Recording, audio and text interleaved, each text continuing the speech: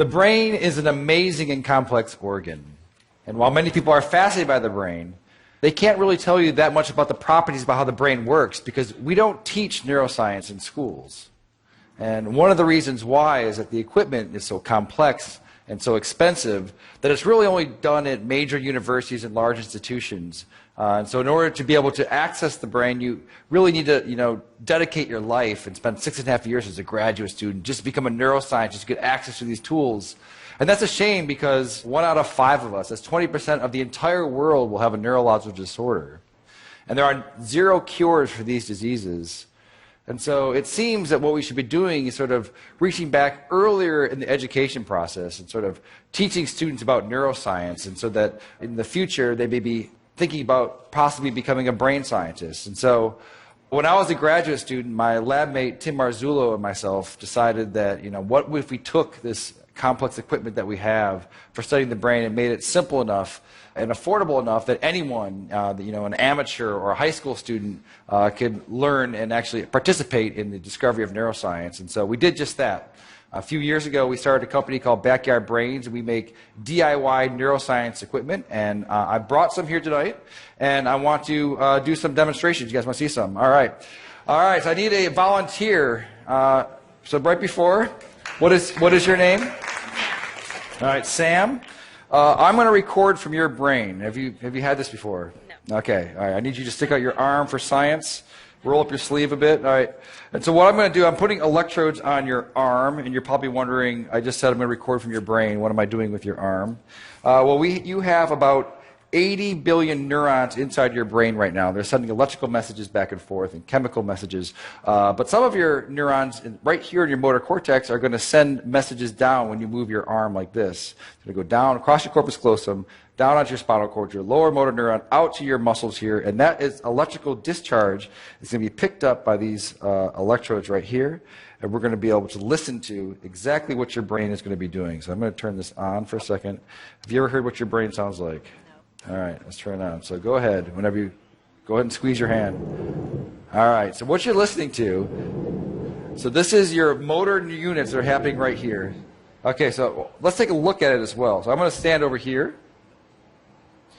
I'm going to open up our app here. So now I want you to squeeze. Yeah, so right here, these are the motor units that are happening from her spinal cord out to her muscle right here. And as she's doing it, you're seeing the electrical activity that's happening here. We can even click here and try to see one of them. So keep doing it really, really hard. Yeah, so now we've paused on one motor action potential that's happening right now inside of your brain. Okay. Do you guys want to see some more? All right.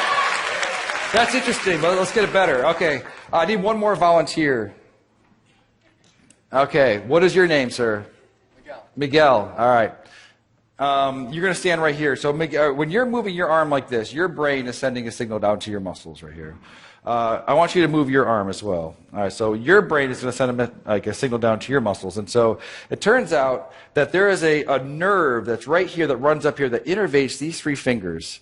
And it's close enough to the skin that we might be able to stimulate that. So that we can do is copy your brain signal that's going out to your hand and inject it into your hand so that your hand will move when your brain tells your hand to move. And so in a sense, she will take away your free will, and you will no longer have any control over this hand, okay? You with me? All right, so I just need to hook you up. All right, so I'm going to find your ulnar nerve, which is probably right around here. You don't know what you're signing up for when you come up and... So now I'm going to move away, and I'm going to plug it into our human-to-human interface over here. Okay, so Sam wants you to squeeze your hand again. All right. Do it again. All right, perfect. So now I'm going to hook you up over here so that you get the stimulus. It's going to feel a little bit weird at first. This is going to feel like when you lose your free will and someone else becomes your agent, it does feel a bit strange. So I want you to relax your hand. All right, and Sam, you're with me? All right, so you're going to squeeze. I'm not going to turn it on yet, so go ahead and give it a squeeze. All right. So now, are you ready, Miguel? Ready as I'll ever be. Okay, so I've turned it on. So go ahead and turn your hand. Do you feel that a little bit? Yep. Okay, do it again. Oh, a little bit. A little bit. Okay, so relax. No, hit it again. Okay. Oh, perfect, perfect. All right, so relax. Do it again. All right, so now. All right, so right now, your brain is controlling your arm, and it's also controlling his arm. So go ahead and just do it one more time. All right, so that's perfect. So now, what would happen if I took over my control of your hand? And so just relax your hand. What happens? Nothing. Why not? Because the brain has to do it. Now you do it again. All right, that's perfect. All right, well, thank you guys for being such a good sport. This is what's happening all across the world, electrophysiology. And we're going to bring on the neuro revolution. Thank you.